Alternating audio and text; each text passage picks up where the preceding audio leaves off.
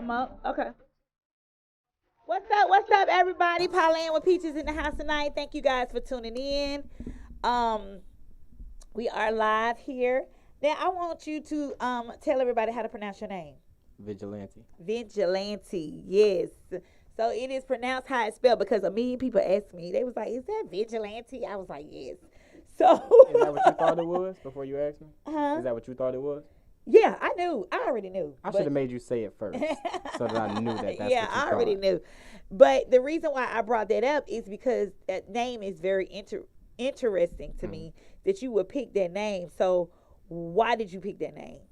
Because that's deep that you picked that name. Let me just say that. Well, thank you. I was in a hotel room in the Bahamas. We were on a cruise actually. So whatever you call them little cabin things. We was in one of those and we were watching a show called Video Vigilante, and it was a white guy walking around filming the police breaking the law. And I had never seen that show before ever. And I figured it was coming on because it was on cable that we didn't have, which was on that cruise ship. So I'm like, what the hell is a vigilante? And then I went to go research it, and I was like, wow, this fits exactly my personality, who I am, what I am. Changed my name immediately to Vigilante, and that's how I got it. Okay. So that's very interesting. Cause when you first reached out to me and you was talking to me, I kind of felt your spirit because I'm very kind of like in tune with things or whatever. It's really weird, but a lot of people you probably understand what I'm saying. I mean, I got on crystals. I gotta understand. Yeah. So yeah. So I kind of felt your vibe, and I felt like okay, he want to go deep. He want to do something, and because even when I was looking at your interview with Vlad TV, I was like, okay, I don't think they asked you like the right questions because I know you was talking about the industry and the changes that you wanted to make in the industry. So I kind of wanted to just get into it because with me interviewing you, I didn't know how long the interview may be because we did decide that we was going to kind of go deep tonight. And I do have those kind of followers. So They kind of do what? they go deep. Like okay. they used to be, going deep. They definitely gonna enjoy it. Yes. So for all the ladies listening, I like to go deep. Yes. Oh my God. Yes. Period.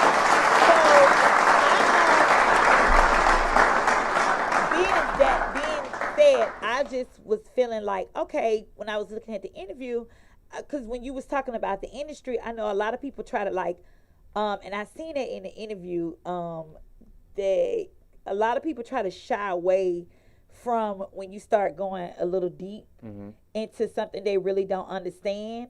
So I was like, okay. So then I started to understand why you was doing interviews in different places and different avenues and stuff like that. So that kind of gave me another outlook, like why you wanted to do the interview today, why you wanted to kind of speak your piece. Because I think you even felt in an interview, because I was watching you in the interview as well, and I think you even kind of felt like they wasn't asking the right questions, like for you to kind of like go in the way you wanted to go in. So with that being said, I want to ask you about the changes you want to make in the industry, because there are changes that need to be made in the industry, and the industry is changing. Like it's literally changing, literally like overnight. It's just so many different platforms out here now where you really don't even need a record label now at all. So my question to you is, what is it? Because, and the reason why I'm not gonna get into where you from, because I think we all know he's from Detroit by now, and yeah, so because like you mentioned all of that. So my question to you, because time is of the essence, is what is it that you actually want to change in the music industry? Because that's something that I do talk about a lot on my show. So I really wanted to kind of just jump into that. And predominantly music or entertainment as a whole? Definitely entertainment as a whole. Okay, so which one you want me to answer? We can do music first, and then we can do the entertainment. Okay, so in the music, the first thing that we have to do is we have to conduct a level of honesty. So a lot of these niggas suck. And a lot of these females suck, and we've kind of shied away from that, and we've become more PC to where it's like, well, that's just not for me, or well, they like it, so, or well, it's on the radio, so we can't say these PC things. Sucks. Or it's catchy. Or it's catchy, Yeah. yes. Which is not a good thing because most people who make it on the radio are grown-ass individuals. If I'm grown and I'm still talking about something that's catchy, I'm a lame.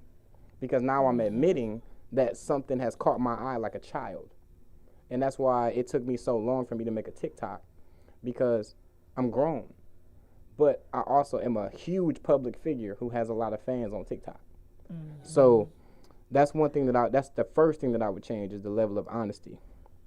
The second thing that I would change is I would take people that have been in positions for a long time that's not presenting opportunities to other people and get them the fuck out the way. Mm-hmm. When you hear a dope track like the track that I got with Dondria, I shouldn't have to push that song so hard myself.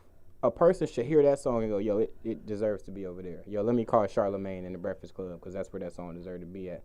That's how the industry moves. That's when you know your record is on fire. You have to do too much of an organic push yourself, even when your stuff is better than everything that everybody has ever dropped in their whole career. I know artists that have never even touched a song remotely as dope as the one that I did, humbly speaking. So now I have to fight against the stigma of the lyrical, conscious rapper and the positive music that I make, even though when I decide to rap about other stuff, I still do it better than everybody else. And I just put my own twist to it, but I have to push twice as hard for it to be heard. So with me being in so many other avenues, it makes me less bitter about the music avenue because I get paid in so many other ways. Mm-hmm. So now the entertainment part, because that's okay. The artist part. Yeah, so with the entertainment part, it's kind of the same thing, but just like the overall scope. So when I say entertainment, I'm talking about the media aspect, to the actors, to the influencers, to the clothing brands, to just every other thing that encompasses it. If you're a clothing brand, you printing up a shirt and having a logo does not make your brand important. What's attached to it? If nobody has learned anything from watching The Last Dance by Michael Jordan, then you would know that everybody was wearing Adidas. If you look at the old pictures of Magic Johnson and Larry Bird, there was no Nike. Nike was not important until the Jordan 1s came out. And then that's when Nike, now to this day, Nike is more important than Adidas. But it had to have somebody step out to the forefront and go, yo, wear this. If you watch The Last Dance, Jordan talks about how they brought him to the table and gave him a deal that he couldn't refuse because he said no to the Nike deal. The Jordan 1s almost never existed. But his mom made him go back to the table and say, yo, this is a deal that nobody's getting. And y'all ain't about to win no championships anytime soon. You got to build this team, so take this deal. And look where he's at now, turning down 40, 50, 60, 70, 80, 90 million dollars, selling out the same shoes every 2 minutes and got the line around the corner. He didn't single-handedly blew up eBay himself with shoe trading. The Jordans are the most traded shoes probably besides the Yeezys now. So I got a little sidetracked. But, yes, that's an important part to the people who do clothing, to the actors. Take your time and actually home in on the craft of wanting to act. Learn what a demo reel is. Get professional headshots. Stop being so fucking nervous to put yourself out there. If you're going to put yourself out there, you're just going to be out there. There's no such thing as a shy superstar that wants the limelight. What you have to do is you have to work your angle and how you want to do it. If you want to have an Adele career where you just come out every once in a while, but you don't do a lot of interviews, but you put out music, there has to be a certain level of, tangibleness that you have to your fan base in order for them to be able to relate to you in any capacity. So these are all just a bunch of, I know I'm saying a mouthful right now. No, I want you to. Okay. Because the thing of it is that the industry is definitely flawed when it comes to people being in position to pull people up. You have very few CEOs, rappers who have really had other artists up under them, and they have 8. And this is what a lot of people don't understand, because I am part of the industry and I consider myself part of the industry because I used to do a Well Connect Wednesday. I used to do open mic. I used to do all of that stuff. Now I'm just more so just putting people out there if I feel like they need to be out there. You know, I'm more so because I love the underground world. I love the underdog. I feel like that world right now is so overlooked, like what you saying. Like what you saying about, you know, they're not really, you know, putting people that really know how to rap in position. They're not really, and I think it's talked about, but it's talked about on social media in a messy way, than versus a way, I think, well, people who are actually doing those things and making those moves will be able to perceive it. Give me an example. Give me an example. So what I'm saying is that, you know, people say, well, oh, they don't want to work with somebody because they rap better than them. That's putting out something negative about something positive. Oh, okay, I see what you're saying. You understand what I'm saying? So instead of them just saying, okay, listen, you know, they're not ready to accept the fact that there are some underdogs that can out-rap them. And they don't want them to out-rap them on their own music. Well, and that's okay. Remember what I said earlier, is that a lame in the industry is just going to be a lame. And you just have to, you just got to keep that recognized. Yeah, but see, we say it's lame, but in all reality, they're trying to protect their brand. So what I'm saying is that it doesn't make it right what they're doing. That's not what I'm saying. I'm not justifying what they're doing is right. What I'm saying is they're only, in their mind, they're thinking, okay, I got to protect my brand. I can't put them, because it becomes more politics. So once you get, and this is what a lot of people don't understand about the music industry, it's all good until you get with the big dogs. When you start rolling with the big dogs and you start, you know, then shit start becoming difficult, because now you've entered the politic game. Because no matter whether or not, if you in the music industry, you in the movie industry, you whatever you do, even talk show hosts, whatever you do that's dealing with artists or industry or anybody promoting their art, you're in it. And what happens is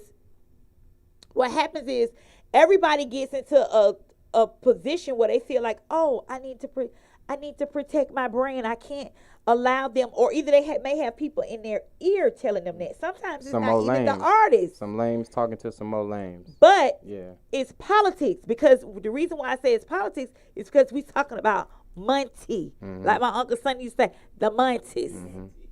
The monkeys. A bunch of lames talking about something. The monkeys. So this is my thing. Music took a turn long time ago. It used to be all about who was really, you know, rapping about something positive and who was really lyrically, you know what I'm saying? I know when I was coming up, you know what I'm saying? I'm a 78 baby. Okay? I would have never guessed that. Yes, I know a lot of people don't. Yes. But I'm a 78 baby. So I was born when hip hop was born. Yeah, hip hop was born in 1978. Well, it was 1 year later in the Bronx. So 79. But yes, you're right. No, 78. Yeah. Officially 78. It was known to the world in 1979. Right. But hip hop was born in 1978.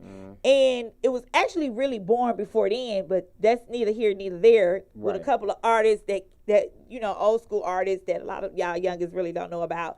But it was officially born, hip hop was officially born in 1978.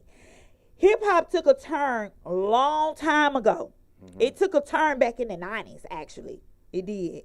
But hip hop was always about lyrics. Who had the best lyrics? That's why we had great artists like LL Cool J, Run DMC. Like, I can go on and on. Pop, Biggie. Like, it didn't even matter how a nigga looked. Like, it didn't matter what nobody came from. None of that mattered about who you were ganging with. None of that bullshit mattered.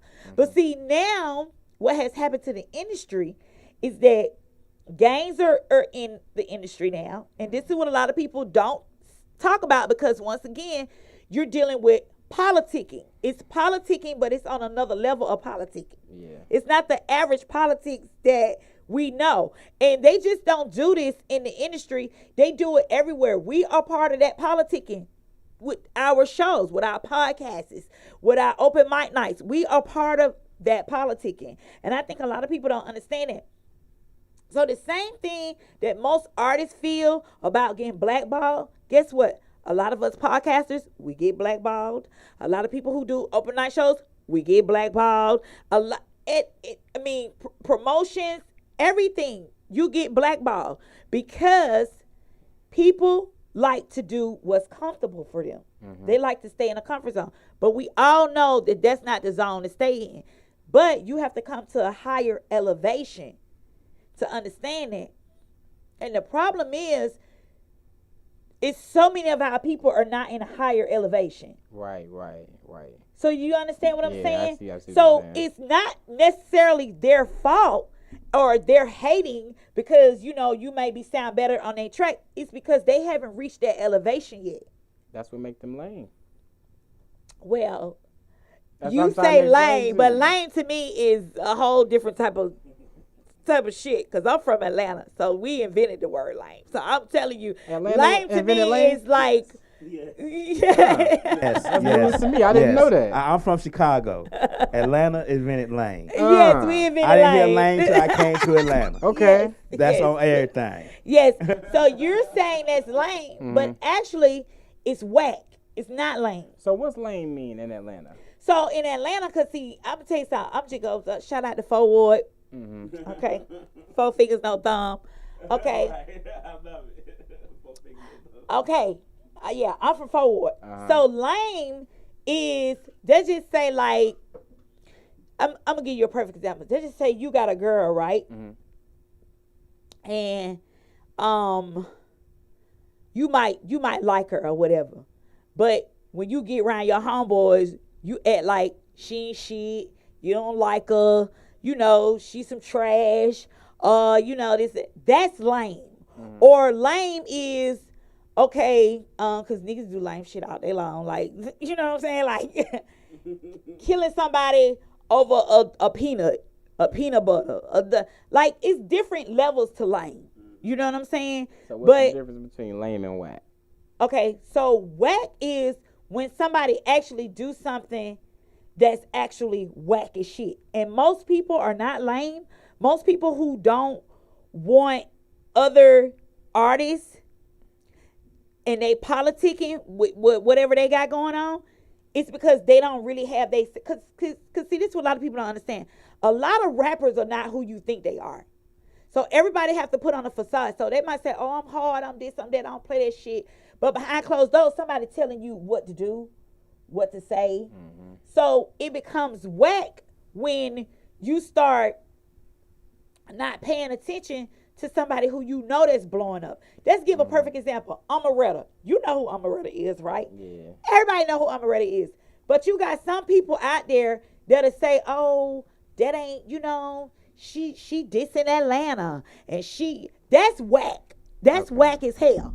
Because how is she dissing Atlanta, okay, when she's only telling the truth about what real AT aliens talk about? This what real people who really from the zone 1, zone 2, zone 3, we talk about that shit. We be like, that nigga is not from Atlanta. They are not from Atlanta. They are from College Park. They are from Riverdale. They are from Gwinnett County. They are not from Atlanta. Those are conversations that original people from Atlanta have with each other. So she was only introducing the conversation that has been talked about amongst us for years. She opened it up to the rest of the state. Exactly. Yeah, I say that. Exactly. But somebody whack or come from Decatur and ain't never seen a ghetto in their life and say, oh, she's dissing Atlanta. No, that's not the case. I'm gonna be honest with you. I've always thought that College Park and Decatur was Atlanta. I'm gonna be honest with you. Yeah, that's because of Outkast. A lot of people do. Even when I lived in Marietta, Cumberland Mall is an Atlanta address. If y'all didn't know that. Yeah, it is. So literally, if you drive, So is the Braves part. the Braves. Yeah, if you drive across the street from Cumberland, you're in Atlanta, and if you drive on the other side of the street, you in Marietta. I have a girlfriend who has a store over there, and her address to her store is Atlanta. It's Atlanta, but that's Cobb County. But that's Cobb County. You see what I'm saying? It's such a blurred line. It's not. It's just the way the zone in the map is. It don't have Who nothing. invented that map? Shit, it went us. You know it went us. You know it with So us. so Bankhead is Atlanta, right? Bankhead is definitely Atlanta. Yes. Does it, like on the address, does it say Bankhead or does it say Atlanta? No, well, first of all, the name of it is not Bankhead anymore. It's Donnelly Howell. And So there's no more Bankhead? so they did away with the name. Donnelly Howell down there, but it's Veterans Memorial down this way. Yeah, it's Veteran Memorial down this way because it actually turns into another street once you come into I Cobb can see County. everybody else's confusion now. Yeah, for it's sure. listen, it's not really a big deal. She was just pointing out the fact that Atlanta has zones, and that a lot of people did not know that. And she was just giving a history lesson that all of us talk about amongst the real ATL aliens. That is something that we talk about amongst each other, and that's how. And it's very true what she said, what she spoke about. It was very true. If you grew up in Atlanta, then you experienced a lot of these things that's going on in the streets now. I mean, I'm just keep it real. We experienced a lot of these things. We was in the projects. You know, we seen more bodies drop in Techwood, John Burr South. I can name a lot of them. You know what I'm saying? Right. So it's nothing, new to, especially my generation. Like it's nothing new to us about the crime. It's just new to us that where the crime is now. Like the crime is now in Buckhead. It's in Midtown. These are places that we didn't hear about getting But chopped Buckhead up and shit Midtown like is that. Atlanta.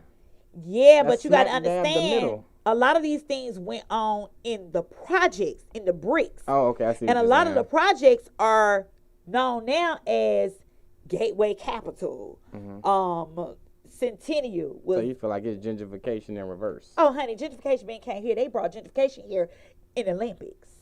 They first started with Techwood. They named it Centennial. Oh, that's what that is. Yeah, Centennial. Okay. All of those getting a history apartments you see in lesson. Centennial, All right. that is Techwood. Okay. That is the old bricks. That's Techwood. Wow, they really did up with that spot. Yeah, so they been did it, and now they're doing Boulevard. Boulevard is one of the last ones because they tore down all of the projects, and then Boulevard really wasn't like project, but because a lot of them came from the projects to Boulevard, now that's like that's going into the last phase, and that's the most expensive. So they knew what they was doing. So you telling me that Centennial would look like underground right now if they didn't do that? Because they right down the street from each it was other. nothing but bricks. It was nothing but bricks. Wow. Brick Thank you, buildings. whoever did that. Thank you so much. Because I love that area, and that's the one good area in that area. Yes, so it was nothing And but now we bricks. have the Ricky Smiley But it Morning was Show so over there. much crime there. And Thank you. And that was and it was only the crime was only in certain places. So the thing of it is about Atlanta now is that the crime is everywhere. It's in places that we would never think that it would happen. So when people say they're going to Buckhead or they live in Buckhead or they moving to Buckhead or they have an apartment in Buckhead, to me that's like saying you going to the projects now, to me. Because Buckhead, I don't look at Buckhead anymore like I used to look at it a long time ago. Because now you can walk through Buckhead and you catch a bullet. I can feel that. You know what I'm saying? Like it ain't the Buckhead I knew. You know what I'm saying? And I'm sure it's not the Buckhead a lot of other people know. But going back to what I was saying, we all are having those issues about people being good. I mean, just like me, I'm a native from Atlanta, but you have a lot of people that's not from Atlanta that come here, and they blackball the people who's from Atlanta. And I think a lot of people are just really getting tired of it, and a lot of people are just saying, hey, you know what? But to me, it's a positive way that you do things, and it's a negative way that you do things. Because anytime you give out positivity, it comes back. Anytime you give out negativity, you come back. So if we vibing and the energy is right, then the energy can stay right with me correcting you or you correcting me. You know what I'm saying? And that's what they don't have right now in the industry. So when the industry start to learn how to accept. Oh, I see what you're saying. You know what? I'm going to interject right there because they don't need to. They already in those positions to do that. Funk Flex don't need nobody to tell him how to be a better Funk Flex. So therefore, what you said is never going to exist within the industry. The problem within new people breaking into the industry is that they're trying to compete on such a low level. So my boy, Never Felon, he used to throw open mics and showcases and stuff like that. And I told him a long time ago to stop doing that. He said, why? I said, because don't nobody want to compete with this person at an open mic. You need to throw concerts, indie concerts, because people want, and you need to pay the headliner. So let's say that you have somebody like Malachi who signed to Motown Records, or Dondria who was signed to Def Jam, and you pay them $5,000 to do your show, and then you have everybody else sell the tickets to sell it out, so that way you make 20 bands, so you get your money back, and then they make whatever they make from the tickets, and then they get paid them to headline. So now you attach all of the smaller artists to them opening up for this bigger artist, so that way everybody else can become bigger. But if you just do open mics, you're not making nobody bigger. You just have a room full of, no offense, a room full of nobodies watching a bunch of nobodies perform stuff that's probably not even good because it's really practice. Because when you get paid for it, when your song blow up, let's say Quicksand, that's like the last song to blow up. When he gets paid now to go on stage, it's no more open mic. Quicksand, he's the artist. Where he's from? That's Murray. He's from North Carolina. You never heard Quicksand? I probably heard his music. I probably just can't. Have you heard Quicksand Lab? It's that one. Since I just looked down with a quicksand. Oh yeah. Thinking of a plan to get quick know, bands. yeah. Both of y'all should know that. I'm disappointed in both of y'all. Honey, I know so many people. You got to consolidate. That's yeah. one of the ones that you should know. So it's a lot. that song right there, when that song blew up. The older you get, it just take. No, I feel you. It just don't register like that. That's one of them ones though. You gotta remember, you got decades of songs within your head. I feel it. Yes, like I feel yes. it. We remember we go all the way back to Run DMC. Right. Such a golden era. Right. Yes. So that song is the last one to blow up. So now what every promoter should do when they're throwing their showcases is try their best to attach to him to do, even if you can't afford him to perform, walk through. If you can't afford him to walk through, flyer. If you can't afford a flyer, story post. That way the people that you're bringing up, let's say you got 12 artists under your umbrella, now you're pushing them under him. So what you're saying is very accurate. Mm-hmm. And how I know this is because I know this from experience. Mm-hmm. I myself, remember I told you I used to do open nights, and it was called Well Connect Wednesday, and I think I had got I think Pee Wee the Long Way. I got him. I think I tried to get him to come through. I remember trying to get Casino. I don't remember if he came or not. It was like back in 2011, 2012. But this is when Future first kind of like jumped off. This is when Future first came out with the Tony Montana.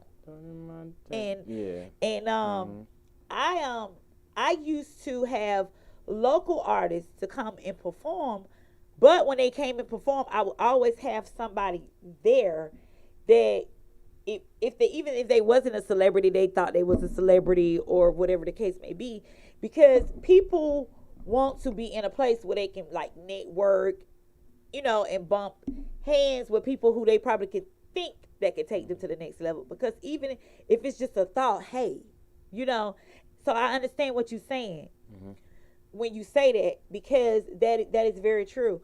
I did that for, I think, maybe a couple of months, and it went really, really good. I forget what happened. This is when AG Entertainment first started. All of them first started. I was kind of like neck to neck with them. And I kind of stopped doing it, but I mean, things happen. God take you in different directions, but I can honestly say that what you're saying, that works. So when you was telling him that, you told him some jewels. Those was jewels. I knew what I was talking about, because I had been in that in that circuit as an underground artist for a long time, and I saw how people looked at me and perceived me. And now here we are 5-6 years later, and I see the complete difference of how people see and perceive me. And when the word network has just been so overused, people feel like that just because they having a conversation with another person that they networking. It's not. That's just a regular conversation. Just a regular conversation. I agree. And then also, networking to me is actions. It can be, but no, that's what it is. If me and somebody introduced me to Lab, and he said, hey, you know, I got this and that going on. I said, yeah, I got this and that going on. And what we come together and we make happen, those are actions. We're networking. Well, that's more results. The action was the networking, but the result is what came from the action. So you mostly saying that the networking is what the result brings. Oh, you can say that. You could say those results. Yeah. You definitely could say that. But what I'm saying is that if you're having a conversation with somebody, we can have a conversation all day long about what we go do.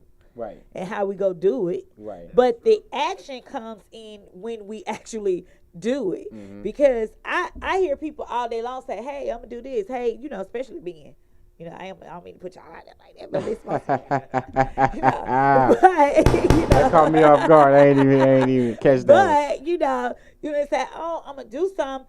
And me personally, because of the age that I am and because of the things that I've experienced in life with relationships with different people, not just relationships with my husband or, you know, previous guys I've dated, it's just relationships with people in general.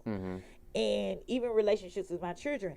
I know that when people say things, I only go by off of what people actually are doing. Because you can tell me all day long, hey, mama, I'm doing my homework. Hey, mama, I'm doing. But if you bring me home an F, then you ain't this shit. I'm like, you ain't did no damn homework. Because the proof is in the pudding. Right. So, I was raised by old players. So, it's hard to pull. So when you, that's why I say when you say lame, it's like for, you know, because I'm from Atlanta, it's different from us. So when you say lame, it's like, okay, because see, I come from the old players, so somebody trying to come to me and play me with some weak ass game is like, come on, I'm PEACHES. You don't know that, but I know that. I know who I am. Oh yes, I did. That was fast. Yes, I did. And, wow, I got to put you in a spelling bee. And because. Everybody does that when I spell my name. That was good. He's not the only one that does that. Everybody does it. But because of the fact that I know that and other people don't know that, that's my advantage over them. Because a lot of people easily look at me, not just men, women too. And they look at me and they say, oh, well, I can tell her this or I can do this. And she gonna be, but see, what they don't know is, baby, I done been around the block a couple of times. I don't hit the block. I don't curve the block. I don't did all that. So, right. And this the thing, not just on a hood perspective, but also on an educational perspective. I'm very educated as well. So I'm what you call, what's the word? Not educated. I'm what you call very well-rounded. And I'm also a people person. You know what I'm saying? I'm also a people person. So I can pick up on vibes very easy. And as I got older, I've got more and more in tune in vibing with people. You know what I'm saying? Right. I can tell when somebody's not for me. I can tell when somebody is. I can tell when somebody's yearning for my spirit. You know what I'm saying? Whatever it is they may need. You know what I'm saying? And I myself, I vibe a different way. So I'm not going to tell you, I'm not going to say, well, oh, you think you run a game on me. You know, I'm not like that. You know what I'm saying? Now, unless you put me in the place to get hood, that's the only time I get hood. Because I can't go there, but I try not to because that's a side of me I don't even like to see. Right. But at the end of the day, what I'm saying is that people tend to assume things quickly by the way you look, by the way you dress. I give you a perfect example. When I was going to Georgia Tech, because I graduated from Georgia Tech, first of all, a lot of people thought I was crazy. They thought I was lying when I said I was going to Georgia Tech because people did not think. You know, I'm telling you, I had the long nails. I had the, I wore hood stuff. I wasn't dressing like professional or dressing like a college student. I was dressing like the girl on the block. That's how I would go to school. And I would have my long nails. And them Africans and them Chinese and I be in class with them. Because, back then, it wasn't a lot of black women in IT. Right. And I would go to school for them. And they'd be like, why is she in here? And I have a head full of blonde hair, long nails. Like it be crazy because I knew what they was thinking. But once they got to know me and I got in study groups, they went to realizing like, damn. So you can't always judge a book off, its cover. But I get that a lot. I'm very used to that. So when you said lame, that's why I was like, well, it's different. It's different meanings of lame. It sounds like what you're saying is lame is a personality trait and whack is an occurrence. Correct. Okay, that's that is exactly what I'm saying. Okay.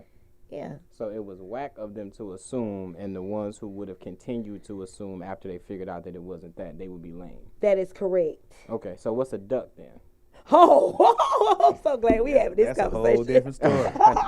That's a whole different story. A duck story. is a sucker. Yeah. A duck is somebody you can just, and they know they a duck. Like they like playing that role. Like a duck is somebody who is okay with being a duck. Really? Yeah. I thought a duck was, well, let's put it this way. Let's say, just hypothetically, Peach's husband.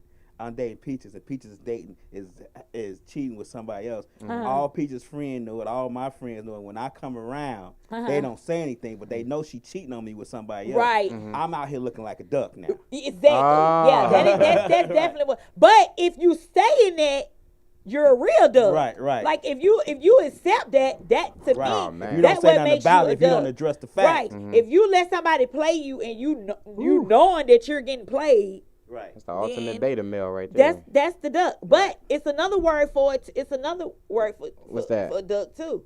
Like because people do duck ass shit. So you know what I'm saying. You could be with somebody else. You could go out with somebody else.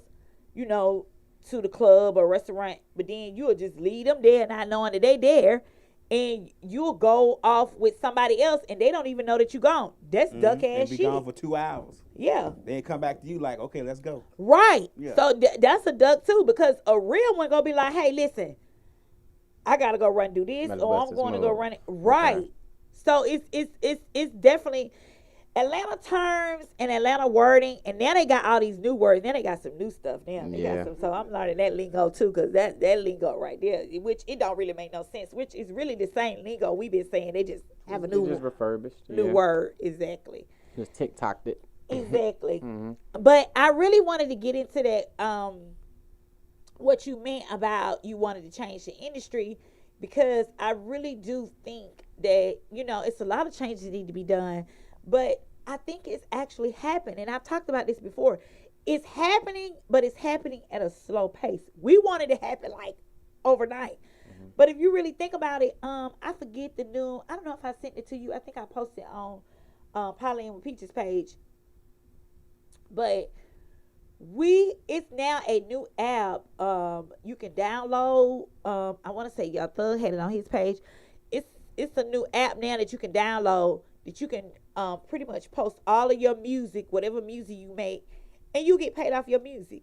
Because they're saying that Spotify was paying all these artists, right?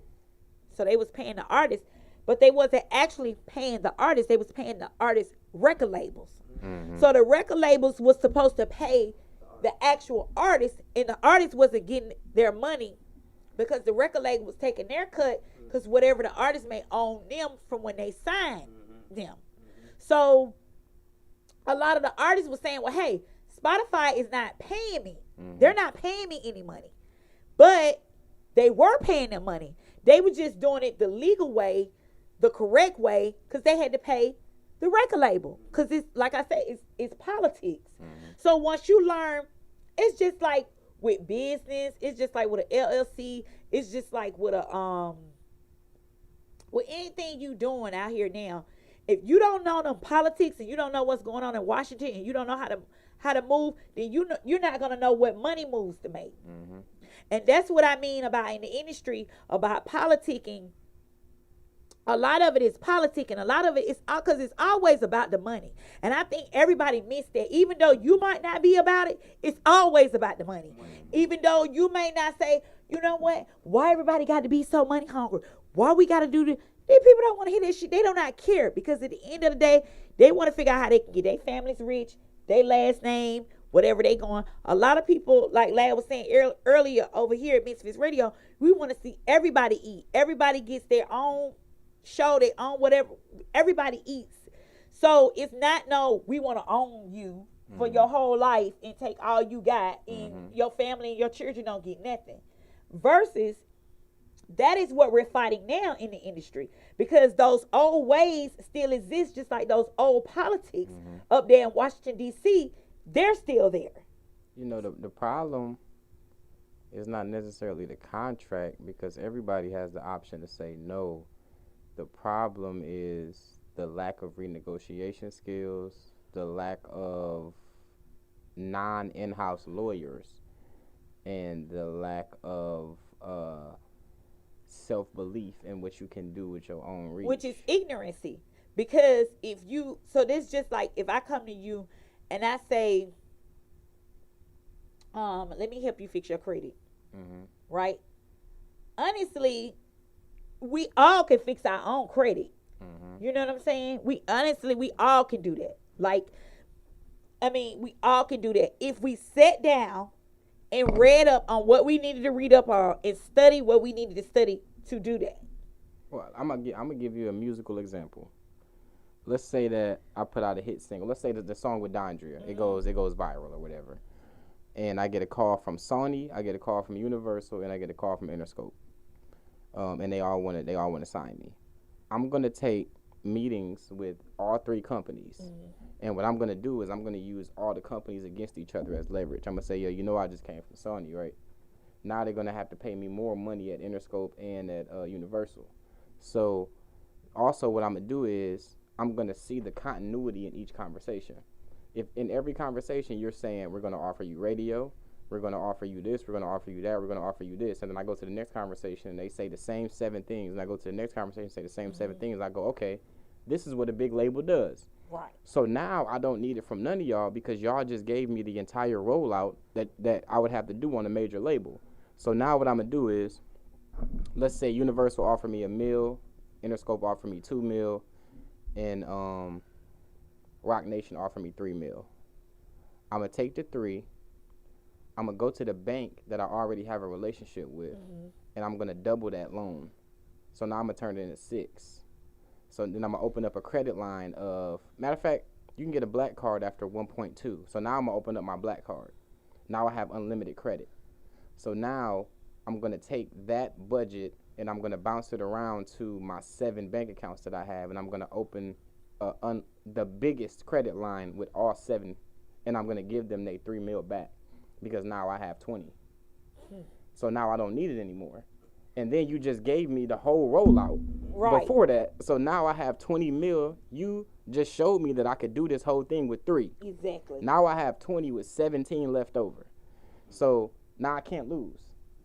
That's the business right there, and monopolizing it in your way. But the way that the other artists do it is that they'll see that 3 million and they'll look at it like, this person gave me this. It's a loan. And that goes back to ignorancy. So that goes back to what I was saying. If this is why I stay on my kids too, and even though they're not listening right now, they're gonna eventually come to a point where they're gonna say, "Mama, before I do this, because I've already drilled it in them." So they're gonna say, "Mama, before I do this, I need your opinion on this," because I already done drilled it on them.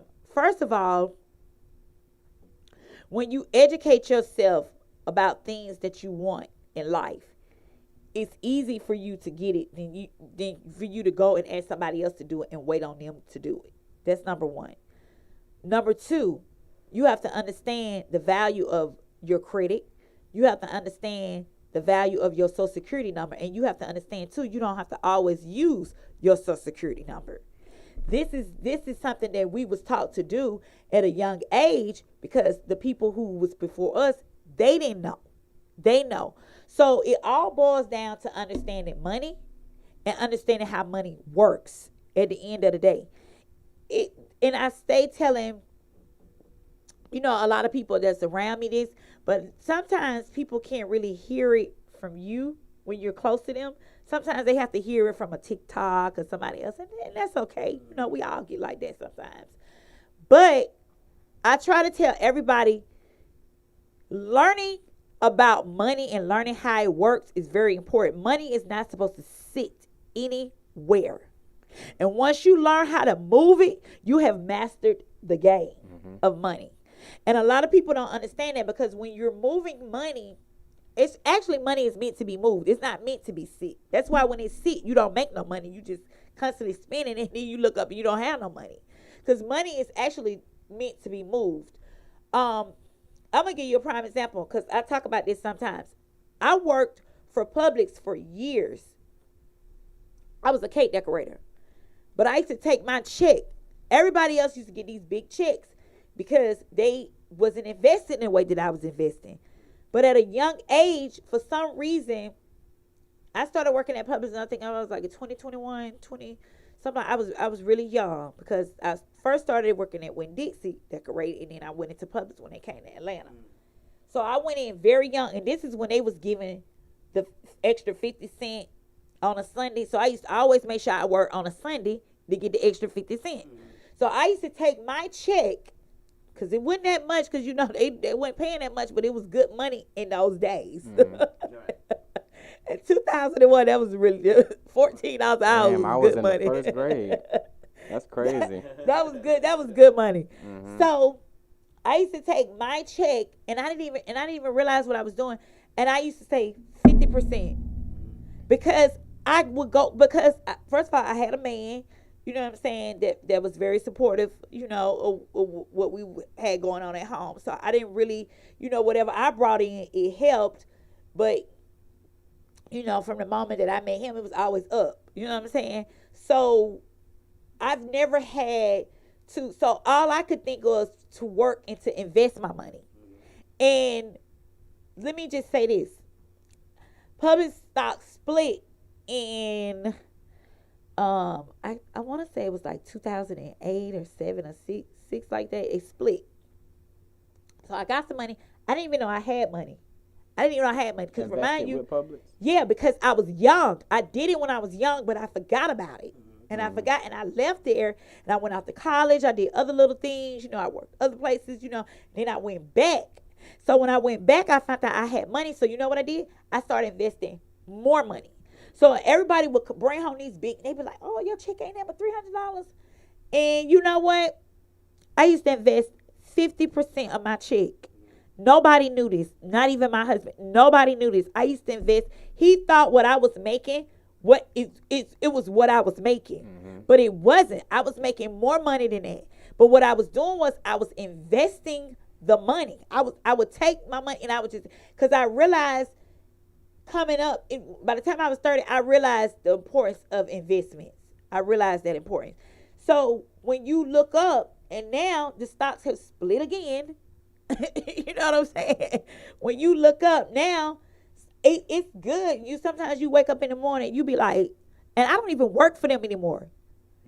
But I never sold all my stock. I sold some, but I did not sell them all, because money is supposed to make money. And once you get into something, you stay in it. You stay in it to the end. Because let me tell you something. Everybody got over all these food stamps, thousands and thousands of dollars. You think everybody just went to Kroger? Right. So I'm going to leave it at that. So I'm just saying, like, people don't realize, like, and that's what I try to tell my children. You have to take your money and put it somewhere where it'll make money, even if it's a Bitcoin, even if it's just something, crypto, whatever it is you're doing. Let your money make money, because when you got money sitting, you actually losing the money if it's sitting in the bank. I'm going to give you an upcoming example of something I'm about to do right now. So I was just telling Lab that we about to sell our house in Douglasville. We bought it 3 years ago for $275. My sister does real estate, and now it's appreciated to $400. I believe it. My parents are about to become full-time RVers, so now I'm about to buy a condo in Buckhead for $100. And in the building that I'm doing, I'm purposely doing it in the lower end of Buckhead so that I can renovate it. So that way, instead of it appreciating every 2 years, it'll appreciate every one by 30% instead of 20. And then what I'm going to do with the equity is I'm going to buy another condo in the same building until I've bought every condo in the building either they're going to sell me the building or I'm going to just buy every condo in the building and then own every condo in the building. And then what I'm going to do is I'm going to rent those out so that can be my passive income. And then the person that I'm dealing with at that time, they won't have to work because they'll be overseeing my property management with my sister who does the real estate. So that'll be my passive income forever. And then I'm just going to pass that down to my children. And you can get investors in it. So what I've been noticing is a lot of people are, and they talking about the housing market. It's so funny that you talking about this because, oh my God, we've been talking about this all week. I got so many people trying to buy houses. Everybody, we got like a little group. So, because it's just that bad out here. Mm-hmm. So a lot of the investors are actually buying up the properties because they have that cash value, right? Yep. So what people don't understand is that even with the investors, you know, people like this. Let's just say, like, if you only got like $2,000 or $4,000, and you say, you know what, I want to invest into real estate, but I only have $1,000, or I only have $2,000. Well, guess what? Depending on who you dealing with, you can take them $2,000 and you can buy into that investment company with them $2,000. Now, it depending on, you know, the company, when you may be able to see, you know, how much money you make. Some people have say, hey, you won't be able to get something back from 10 years from now or 5 years from now. You know, they have stipulations like that because I've, quiet as it kept, I bought it into a couple because that's my way into real estate. So if you don't, so this is to people who do not have money to actually go buy a condo or to, and I think this is so important for Black people to give our people these opportunities, because we see other races doing this all the time, and it's very quiet as it kept. They've been doing it for a while. It's just becoming more known to us. But to have other people small people that don't really have a lot of income coming in, a lot of things coming in, they would invest into whatever investment company that you have.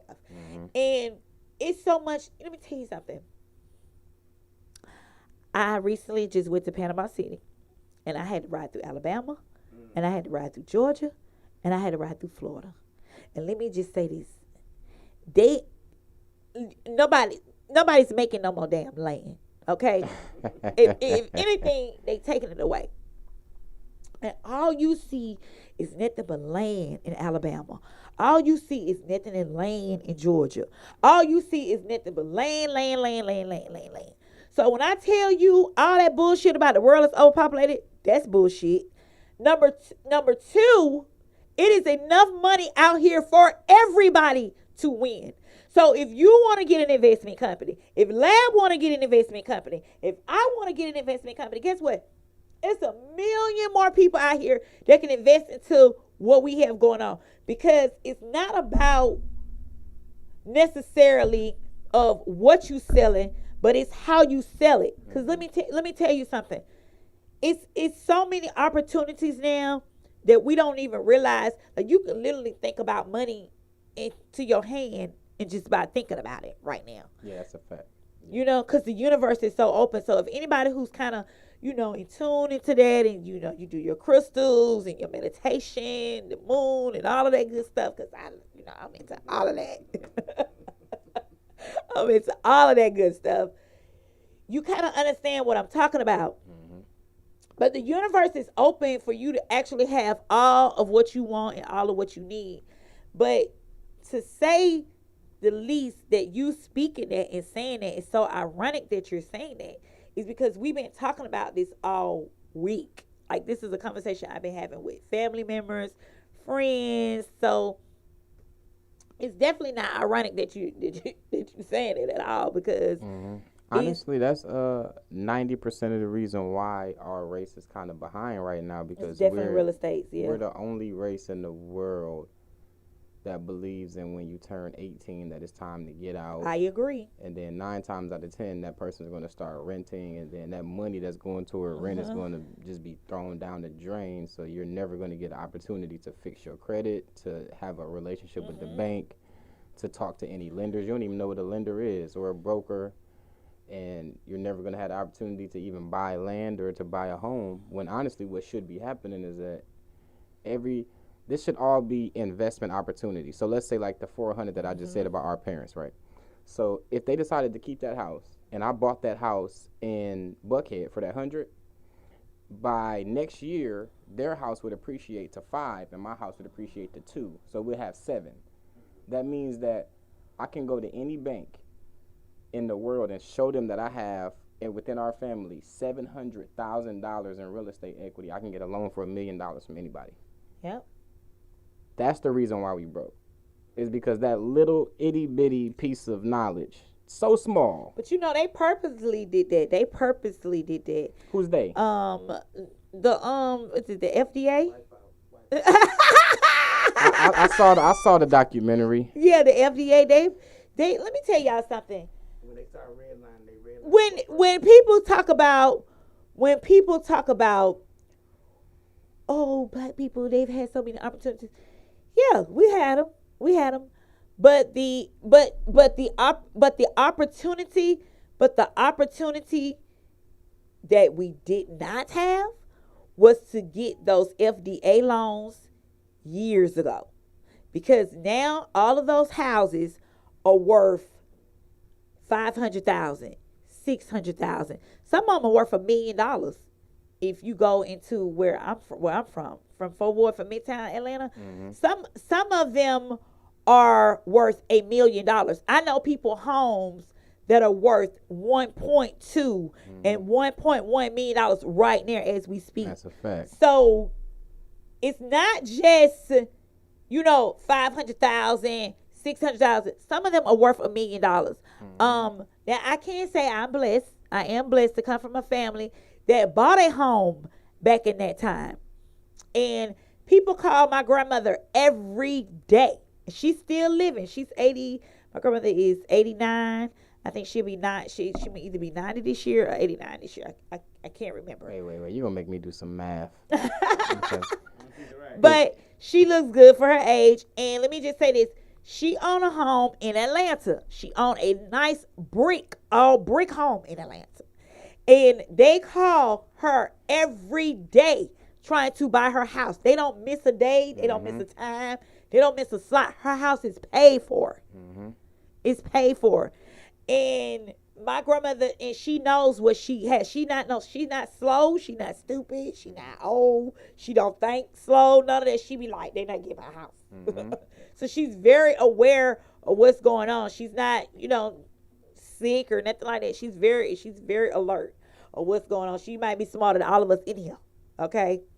Period. But I do know that I am blessed to come from a family that was able to do that, but it was only very few of them that was able to do that as well. So at the end of the day, because a lot of them work for white people, they work for them and they worked hard for them for years and years and years, and they got those homes. But to go back to, politics and everything, you know what I'm saying? We all been talking about this whole time. Everything is politics. So you have to be mindful of when you doing something, when you talking about something, that it all boils down to the money. It all boils down to the money. But as long as you have an understanding of what's going on and how to move, then you gonna be right. So I really wanted to touch on that subject about, how you wanted to change the industry, because it's interesting that you said that, because I didn't see the whole interview. I seen it almost like to the end. Remember, I was trying to finish it, but I seen a little bit of it to know that they wasn't asking you the right questions. And I think a lot of times people don't want to get into that is because they're politicking themselves. Right. They're trying to figure out who the next big artist is going to be on their interview show, they show. Yeah. So they have to be mindful of that. Well, at Misfits Radio, we accept everybody. You know what I'm saying? It's not that type of vibe. And that's the vibe that's in the industry right now. You know, I want the next hot thing. I want who know who. I want who know that. Well, guess what? I'm from ATL. I'm from Fort Worth, baby. We all hype. We all famous. We all the shit. Yeah. We all celebrities. ATL finest peaches. P-A-C-H-E-S. Please. Yeah. Period. But, you know, at the end of the day, a lot of people feel like they have to be accepted. That's why most people move to Atlanta. That's why most people want to come through here and do what they do, because they feel like they have to be accepted. You know, I guess, I don't know if it's just, I think you got that bug. You been here long enough now. You got that bug where, like, you know, we all the shit. It is what it is. And we all want opportunities for each other, and we all want to see each other win. And I think the industry definitely lost that long time ago. They lost that long time ago when Def Jam split up. So I think what you trying to do and what you want to do, I don't think it's impossible, but I definitely think you're gonna need a team to do that. And I think it can happen. I think it's already happening. What you think these 200 interviews are for? Yep. So it's all in play, and we definitely want you to come back and see us anytime. Yep. And I'm glad you came out. I'm glad you politic with me, talk to me about what you really was trying to do in the industry, because I know a lot of people just don't want to get into that. They only want to just talk about the BS. You know, that's what everybody's on right now. So what's considered the BS? Bullshit. Like, who the baddest bitch? Who talking about who Will Smith slapped? Oh, you talking about that stuff? Like, bullshit. Like, it's a lot of bullshit floating around. You know what I'm saying? Yeah, I stand clear. I've had 10 years of no Shade Room, no World Star, no TMZ, no none of that. Yeah. Well, I mean, you know, some people feel like they have to be on that stuff to feel accepted. Shout out to them. Yeah, but shout out to them. They doing their thing. Ain't it? You know what I'm saying? That's how Everybody. Shout out to y'all. Yeah. Shout out to you. Everybody want that type of interaction. But I also want to be mindful of what I put out and what I promote, and you know what I'm saying, what I do. So thank you guys for tuning in tonight. And I'll see you guys next week. Is anybody want to give a shout out to? Shout out to everybody that's tuned in. Shout out to Trap Hustlers Clothing. Shout out to Multiple Hustles Clothing. Yeah. Shout out to Blessed Footsteps Clothing. Everybody that hasn't checked out my Vlad TV interview, it's on my YouTube channel, Vigilante Visuals. If you haven't checked out my This Is 50 interview, it's on my YouTube channel, Vigilante Visuals. My episode of For My Man is on Vigilante Vivo, and so it's my music video with Dondria. So check all of that out. Okay. Well, I just want to give a shout out again to Bullets for Infinity. Give a shout out to Blue over there at the Trap Museum. He doing his thing. They got karaoke night tonight, so I'm really surprised he's tuning in tonight, because he's supposed to be doing karaoke night, but I see you. So shout out to you guys. Shout out to Yummy Muffins. I didn't see them tonight. They usually tune in every Tuesday, and they not here.